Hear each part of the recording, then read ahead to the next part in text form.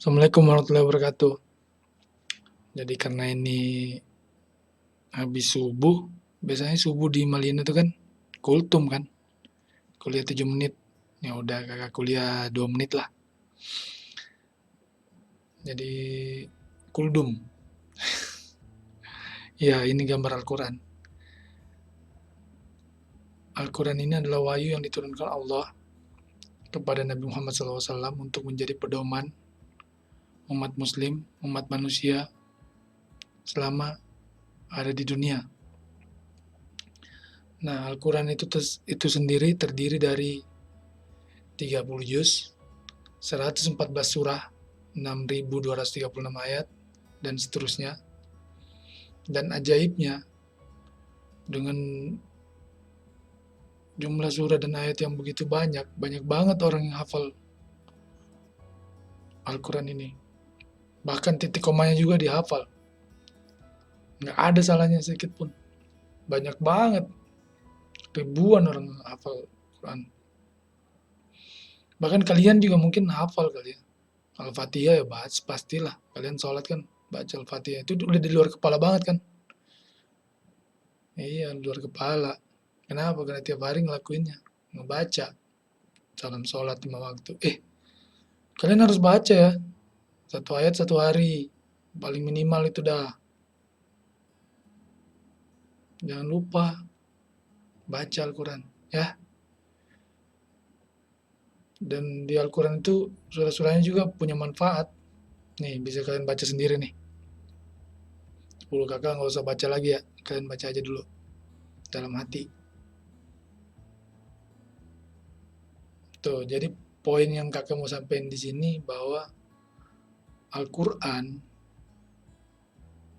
30 juz. Dalam 30 juz itu ada 114 surah. Dan 114 surah itu terdiri dari 6.000 ayat. Itu adalah pedoman kita untuk menjalani kehidupan di dunia. Kesimpulannya, ya kalian harus baca Al-Quran. Ya, baca dan artinya. Oke, adik-adik. Oke, setelah kultum kita belajar lagi. Kemarin kakak suruh buat ini kan. Kalian buat belum? Dengan nomor atom dan nomor masanya. Setelah kalian buat, kalian harus buat ya. Kakak udah bercanda. Kalau tadi kakak bahas Al-Quran itu pedoman hidup. Nah, sebenarnya ini pedoman kita untuk belajar kimia itu dari sini semua. Kalian jangan anggap remeh nih sistem prodik unsur. Kunci kalian paham belajar kimia itu ada di sini sebenarnya. Percaya sama kakak. Ya, kalian harus buat. Kalau perlu kalian beli tuh satu buku yang isinya 50 lembar kali ya. Nah, yang besar itu terus satu hari itu kalian buat kayak gini nih. Buat aja sampai kalian bisa sampai di ujung tuh. Sampai paham semuanya. Pokoknya satu hari kalian buat, kalian sobek tuh kertas buat, kalian sobek buat sampai akhirnya kalian bisa tulis tuh kayak begini. 19K39 dengan nomor massa nomor atomnya. Kalau perlu dengan wujud zatnya, dengan golongan-golongannya. Kalau perlu ini nih. Ini apa nih? Ini apa artinya nih? Kalau perlu kalian buat nih dengan sistem konfigurasi elektronnya. Jangan bosan-bosan pokoknya. Karena ini kunci untuk paham belajar kimia ya. Nih, kalian udah bisa belum nih bikin kayak gini? Ini kan konfigurasi elektron nih. Jadi kakak buat tuh. Oke, sebelum kesini nih kakak mau jelasin ini dulu. Nah, jadi semalam tuh sebelum subuh kakak udah catat-catat dikit lah. Kita mau konfigurasi elektron. Yang itu tuh, yang ini nih. Ini kan konfigurasi elektron tuh namanya. Sebenarnya namanya keren aja sih, konfigurasi elektron. Nggak usah kaget dengan istilah kayak gitu. Konfigurasi itu apa? Konfigurasi itu bentuk, wujud, atau gambaran. Nah, sebenarnya konfigurasi elektron itu adalah mencari bentuk elektron atau gambaran elektron sebenarnya. Nah, elektron itu apa? Jadi elektron itu adalah salah satu bagian dari atom atau unsur. Jadi atom unsur itu terdiri atas 3 tuh, proton, neutron, dan elektron. Nah, proton, neutron itu ada di inti atom tuh, di sini. Tuh, nanti kakak kasih gambar lah. Nih, terus elektron tuh melingkar-lingkar di luarnya gitu, elektron. Jadi elektron ini kayak apa ya? Kayak di luar doang dia nggak di dalam rumah. Terus dia keliaran gitu, kayak kurir lah. Kurir itu kemana-mana. Lagian juga elektron kan bisa pindah dari satu tempat yang lain. Jadi kayak apa? Shopee, kurir. Cuman kurirnya sekarang kan gratis ongkir. Gitu ya. Tuh elektron semacam itu. Dan elektron itu dia nggak setia. Kadang dia pergi, kadang dia kembali, kadang dia memberi, kadang dia menerima. Jadi gitulah itu elektron. Nah, kan berhubungan dengan elektron, proton, neutron itu untuk salah satu atom itu kan tadi kemarin kakak bahas kan nomor atom sama nomor massa. Nah, nomor atom itu adalah jumlah proton atau jumlah elektron. Jadi kalau nomor atomnya 15, berarti jumlah protonnya 15, jumlah elektronnya 15. Nah, nomor massa jumlah proton dan neutron. Lah, kok bisa? Bukannya ada juga elektron? Kan atom tuh proton, neutron, elektron kan? Kenapa nggak pakai jumlah proton, neutron, dan elektron? Masalahnya, massa elektron itu adalah 1836. Oh, salah nih. Ini 1000 seper. Sebenarnya di jumlah aja juga dia. Dia ikut jumlah. Ini salah nih, harusnya massa proton. Jadi massa elektron itu 1836 massa proton. Jadi 1 tambah 0,00001. Jadi 1,001 sama aja dengan 1 kan. Jadi dia nggak dihitung. Jadi nomor massa itu jumlah proton dan jumlah neutron. Tuh. Jadi kayak misalnya nih contohnya oksigen. Oksigen kan 16,8. 8 itu nomor atomnya, nomor massanya 16. Berarti karena nomor atom 8 ya berarti jumlah proton sama jumlah elektronnya ada 8. Nah, kalau 16 itu 16 kurang 8 berarti itulah neutron karena 8-nya kan udah proton tadi. Jadi 16 kurang 8 sama dengan 8, yaitu neutronnya. Nomor atom 8, nomor massa 16, elektron 8, proton 8. Neutronnya 8 juga karena 16 kurang 8. Oke. Nah, kalau dia bentuk 2 min, itu yang proton dan neutronnya tetap, yang seperti kakak bilang tadi. Jadi elektron itu nggak setia, tahu? Dia apa ya, mudah berpindah-pindah hati. Kadang dia menerima, kadang dia memberi, gitu. Kadang dia menerima, kadang dia dilepaskan, gitu ya. Itulah kisah elektron. Jadi kalau misalnya dia O2 min, proton sama neutronnya nggak berubah. Yang berubah itu adalah jumlah elektron. Karena dia 2 min, itu dia kelebihan tuh 2 elektron, makanya dia langsung 2 min. Karena muatan elektron kan 1 min kan.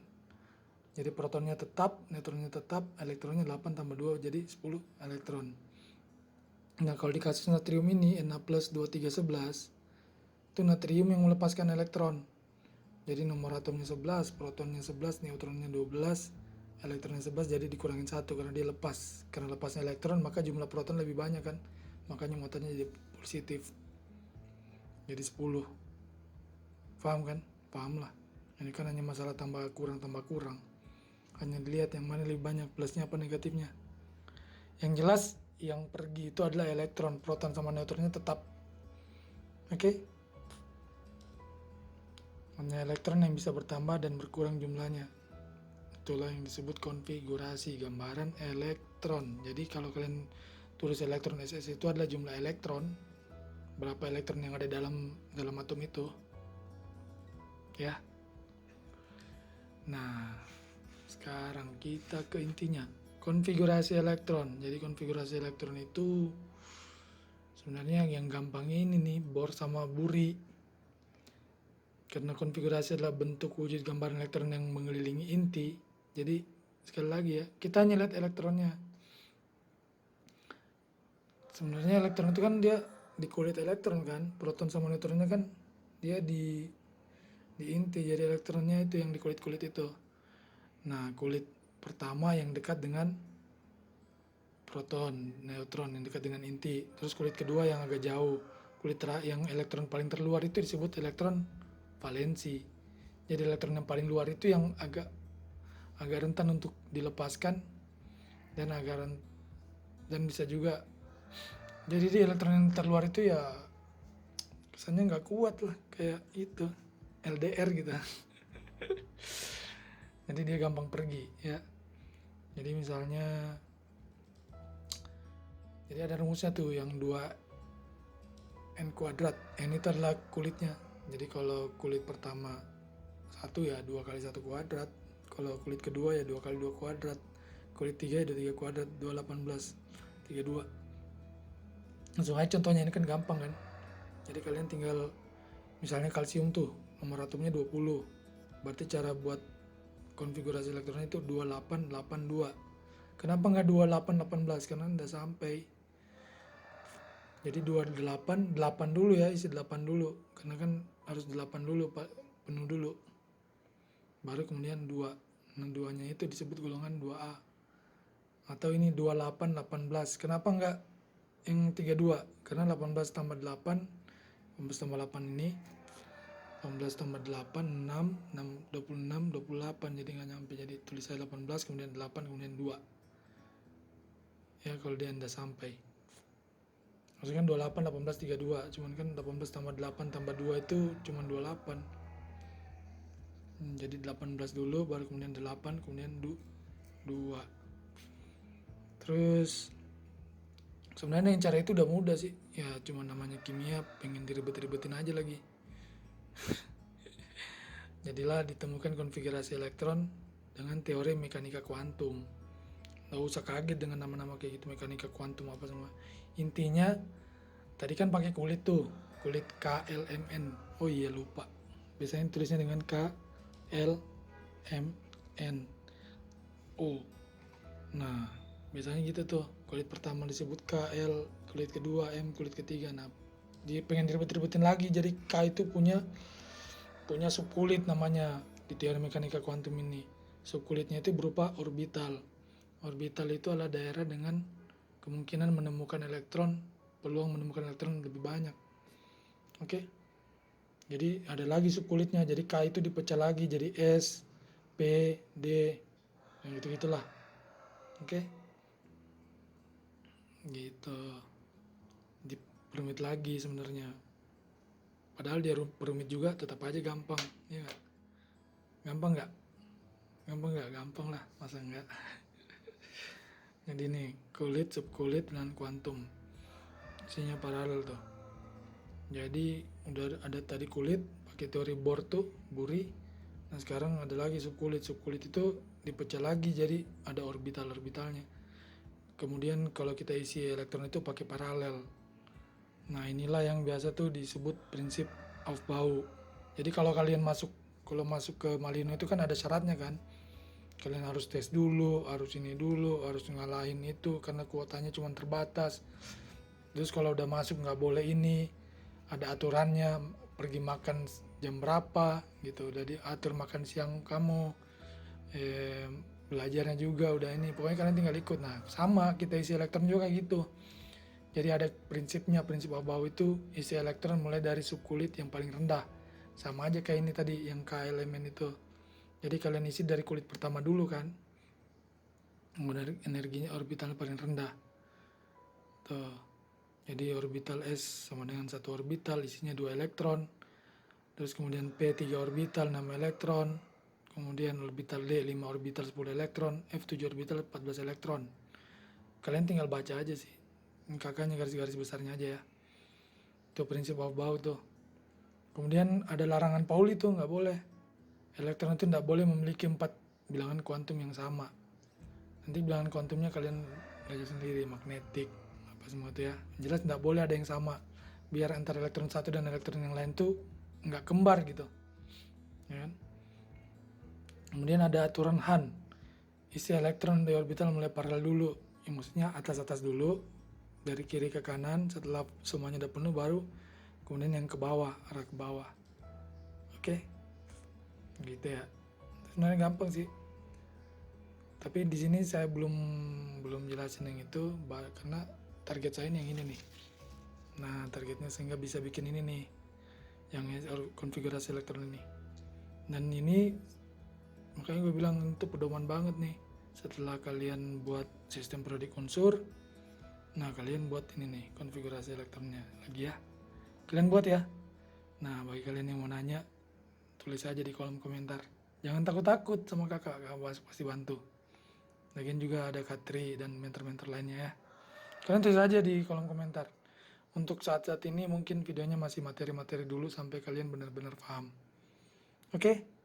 Nah, jadi kesimpulannya, kalau kemarin kakak suruh buat ini, sistem periodik unsur, kemudian kita melangkah ke satu tahap lagi yang namanya konfigurasi elektron, baik konfigurasi elektron tentang kulit ini, ataupun konfigurasi elektron yang subkulit ini, yang pakai teori mekanika kuantum ya.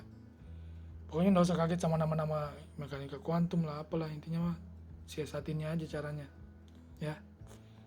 Jadi cara buatnya itu S dulu, kemudian S, baru PS, PS, DPS, DPS gitulah. Kalian baca lah ya, SS, PS, PS, DPS gitu terus. Nah itu 1H, 1S2, 2HE, 1S2, 3LI, 1S2, 2S1. Nah sampai yang ini nih buat kayak gini. Oke, pokoknya nanti kakak akan bahas lagi yang ini. Tapi untuk sementara perkenalan aja dulu. Oke, thank you semuanya. Kalian buat ya. Jangan lupa ambil buku, terus yang ada isi 50 lembar atau 30 lembar gitu. Kalian satu hari buat tuh satu, sebelum tidur atau sebelum makan atau apa. Sebelum ke sekolah atau ini buat tuh. Nah, habis buat tempel. Terus besok lagi ada perkembangan baru. Jadi yang tadinya tidak tahu nikel, tulis lagi nikel.